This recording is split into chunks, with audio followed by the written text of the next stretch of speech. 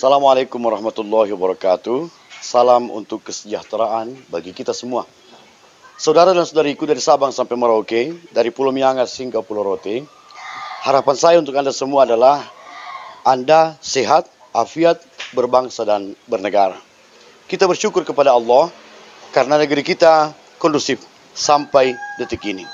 Kita bersalawat dan bersalam kepada Rasulullah. Semoga kita mengikuti beliau dalam keteladanan, sehingga keseharian kita adalah berdasarkan sunnah Rasulullah Sallallahu Alaihi Wasallam. Saudara-saudari yang terhormat, ketika harga bahan bakar minyak berbahan dasar fosil menanjak, maka sebagai warga negara, mari menjadi pribadi yang pandai bersyukur dan bijak bersabar. Mungkin suatu hari akan muncul kartu Indonesia Syukur atau kartu Indonesia Sabar. Itu adalah solusi paling bijak untuk menyikapi naiknya harga bahan bakar minyak. Allah berfirman, La in syakartum la azidannakum. Jika kalian bersyukur, pasti akan aku tambahkan nikmatku kepada kalian. Itu adalah janji Allah. Saya ingin kita mempertajam ayat yang baru saja saya sebutkan untuk Anda. La in syakartum, itu sebenarnya syarat. Allah menetapkan syarat. Jika kalian bersyukur, maka dampak dari kesyukuran kalian kepada aku, kata Allah, la azidannakum, pasti akan aku tambahkan. Sebenarnya kalimat yang normal adalah azidu atau la azidukum, tapi Allah menggunakan dua taukid, dua kata penguat, la dan nun tasydid. Itu berarti pasti akan aku tambahkan. Sehingga kita tak perlu ragu. Yang penting kita pandai bersyukur kepada Allah di setiap momentum.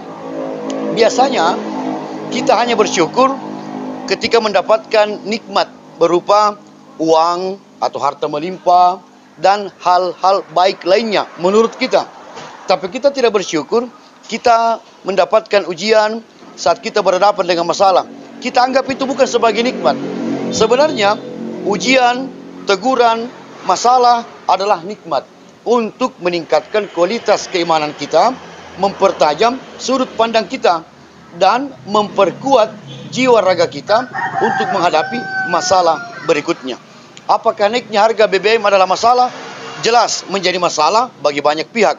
Walaupun bagi pihak lainnya bukan sebagai masalah. Ada yang diuntungkan dengan naiknya harga BBM, tak sedikit yang dirugikan. Bagi Anda yang diuntungkan dengan naiknya harga BBM, perbanyaklah kesyukuran kepada Allah Subhanahu wa taala. Dan bagi Anda yang berkesulitan dengan naiknya harga bahan bakar minyak, perbanyak kesabaran. Maka dua hal yang kontradiktif akan tidak menimbulkan masalah, justru menjadi keberkahan bagi kita semua. Ketika kita bersyukur kepada Allah atas segala sesuatu yang terjadi, maka kita akan menjadi pribadi yang akan diapresiasi oleh Allah. Bukankah Allah berkata, "Iza batalaitu abadi bihabibatai fasabara awattuhu anhumal jannah." Jika kuuji hambaku dengan menghilangkan apa yang disukainya, lalu dia bersabar, maka akan kuganti kesabarannya dengan surgaku, kata Allah. Jika ada hal yang dihilangkan dari kita, hilang misalnya kita terbiasa berkeliling dengan menggunakan bahan bakar minyak yang disubsidi. Sementara kita yang berkeliling bukan orang yang berhak untuk menerima subsidi. Lalu sekarang petualangan kita terhenti. Kita berkeliling tak lagi dilakukan dalam beberapa hari terakhir seiring naiknya harga BBM. Itu berarti kita menerima kenyataan yang indah. Kita hentikan hal-hal yang membuang-buang energi dan uang percuma karena kita berniat untuk berhijrah, bahwa ada yang berhak menerima subsidi, bukan saya. Lebih baik Anda hijrah sekarang daripada tak hijrah mulai detik ini. Lebih baik Anda menyadari kesalahan sekarang daripada kesalahan itu akan berlanjut. Mungkin naiknya harga BBM adalah teguran dari pemerintah bahwa kita harus menyadari diri. Jangan gunakan apa yang bukan hak kita. Karena jika ada di antara kita yang menggunakan sesuatu padahal kita tidak berhak akan sesuatu itu, kita akan mempertanggungjawabkan itu nanti di akhirat. Bukankah Nabi berkata, kullukum ra'i wa kullukum mas'ulun ar-ra'iyati. Setiap kalian adalah pemimpin dan tiap pemimpin akan diminta pertanggungjawabannya atas kepemimpinannya. Jika ternyata naiknya harga BBM adalah politisasi, untuk memperkaya pihak tertentu, yang bertanggung jawab adalah siapa yang berwenang akan naiknya harga BBM. Maka dampak berupa dosa besar akan ditanggungnya kelak di akhirat. Itu bukan urusan kita. Pengadilan akhirat yang akan menghukum mereka nanti. Bagaimana jika naiknya harga BBM demi kepentingan negara dalam skala luas? Maka yang menuding bahwa di dalamnya ada kejahatan itu yang akan menanggung dosa. Maka mari melihat sesuatu dengan hati yang jernih, dengan kepala yang dingin, bukan dengan berbasis kepentingan politis tertentu. Mari mengurus negara berdasarkan nurani. Mari mengurus Indonesia berdasarkan keikhlasan. Niat kita adalah berbuat baik di dunia, kita akan mendapatkan kebahagiaan di kubur dan di akhirat. Berkejahatan di dunia, terproses secara hukum, tersembunyikan karena kebal hukum, karena punya uang triliunan rupiah, lolos di dunia, pasti akan terkerangkeng di akhirat. Ingatlah saudara-saudariku, di dalam Al-Quran Allah berkata, Alaihissallahu biahkamil hakimin. Bukankah Allah adalah hakim yang maha agung? Di dunia ini banyak hakim yang dipanggil yang mulia, tetapi berkeputusan tidak mulia. Mereka disebut baik yang mulia, siap yang mulia. Ternyata mereka menghasilkan keputusan berdasarkan kepentingan pribadi, kepentingan golongan tertentu, berdasarkan intervensi, berdasarkan intimidasi. Maka akan merugikan orang-orang yang seharusnya dibela atau dimenangkan atau dibenarkan. Mereka akan menanggung kelak berupa neraka yang akan mereka huni. Memang Nabi berkata, Al-Qudatu salasatun. Hakim itu terbagi tiga. Wahidun fil jannah, satu golongan masuk surga, wasnani finnar, dua golongan masuk neraka. Maka hakim yang akan masuk surga itu adalah hakim yang arafal haqqa faqada bil haqq. Hakim yang mengetahui kebenaran dan menetapkan hukum atas perkara tertentu berdasarkan kebenaran yang diketahuinya. Dia tidak takut menghadapi risiko berupa penembakan misterius, penculikan, peretasan, dan lain-lain. Uang tidak mengalir ke rekeningnya, keluarganya terancam. Semua itu risiko untuk berkebenaran. Bukankah risiko dari semua ini adalah kematian? Jika yang Anda takutkan dari risiko tertinggi dari kehidupan hanyalah kematian. Tidak ada yang lebih tinggi daripada kematian. Itu yang paling ditakuti oleh manusia, yaitu kematian, dan makhluk yang membawa kematian adalah malakul maut. Jika Anda ingin bernegosiasi dengan malakul maut, maka lakukan kebenaran. Itulah negosiasi di dunia yang bagus kita lakukan secara terus-menerus. Malakul maut tentu akan mengumpulkan data-data.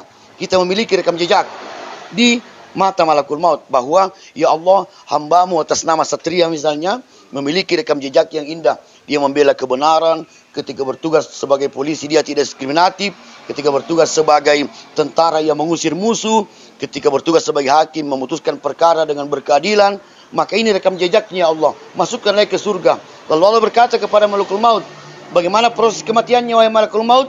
Malakul maut memohon kepada Allah, saya mohon kepadamu ya Allah, perkenankanlah saya mencabut ruhnya dengan cara yang sangat lembut. Maka Allah berkata, cabutlah ruhnya seperti engkau mencabut selai rambut dari adonan tepung. Subhanallah, itulah kekayaan yang dilupakan oleh para penguasa dunia. Mungkin karena mereka terlena dengan kenikmatan duniawi, mungkin karena mereka takut kehilangan jabatan, takut kehilangan istri yang cantik, suami yang tampan, anak yang banyak, dan keseksian-keseksian dunia lainnya. Akhirnya mereka memutarbalikkan fakta. Kebenaran disalahkan, kesalahan dibenarkan. Saudara-saudariku yang terhormat, naiknya harga BBM memang memantik keimanan kita. Apakah kita akan bersyukur atau kita akan menjadi pribadi yang gusar? Kita seharusnya menjadi pribadi yang menyikapi segala sesuatu dengan penuh ketenangan. Tetapi berikanlah kesempatan saudara-saudari kita yang punya kapasitas untuk melakukan demonstrasi menolak hal ini berupa naiknya harga BBM. Mungkin saudara-saudari kita para demonstran memiliki data-data yang kuat. Apa motif naiknya harga BBM? Mungkin mereka punya informasi yang valid tentang siapa yang diuntungkan dengan naiknya harga BBM. Maka demokrasi di negeri kita harus memberikan peluang yang sama, ruang yang sama bagi publik untuk bersuara. Ada yang bersuara mayor, ada yang bersuara minor. Jika selama ini kita hanya mengharapkan ada suara-suara mayor yang menyenangkan hati pejabat, lalu kita menolak suara-suara minor yang membuat gelisah para penguasa, berarti kita belum sukses berdemokrasi. Demokrasi yang sesungguhnya adalah mendengar sanjungan sekaligus menyimak kritikan. Demokrasi yang hakiki adalah menyimak apa yang berupa apresiasi dan mendengar apa yang berupa kritikan. Dengan demikian, demokrasi akan berjalan tidak tumpang tindih, tetapi demokrasi akan berjalan dengan kesempurnaan. Sebenarnya, sistem yang kita anut ini sistem yang luar biasa, indah, istimewa, progresif. Hanya sayang seribu sayang, terkadang dijalankan oleh pihak-pihak yang di dalam hati mereka ada kemafiaan. Di lingkup mereka ada mafia. Maka mereka terkadang menenggelamkan yang kecil dan membesarkan yang terlanjur besar. Saya mengajak Anda untuk menjadi pribadi yang tidak rakus akan keduniaan. Jika Anda memiliki kebutuhan mendasar yang tidak menguras uang Anda tidak akan rakus akan jabatan, tidak akan rakus akan kepentingan kemafiaan lainnya. Oleh karenanya, saudara-saudariku, jadilah diri yang pertama, pandai menyikapi segala situasi. Yang kedua, bersyukur atas segenap keadaan, bersabar atas apapun yang menimpa. Percayalah, dengan bersyukur, nikmat tertambahkan, kesehatan meningkat, keluarga semakin kuat, persatuan kesatuan semakin hebat. Dan jika kita bersabar, maka sepahit apapun skenario dunia yang dirancang oleh pihak-pihak yang jahat tidak akan berpengaruh kepada kita. Percayalah. Wassalamualaikum warahmatullahi taala wabarakatuh.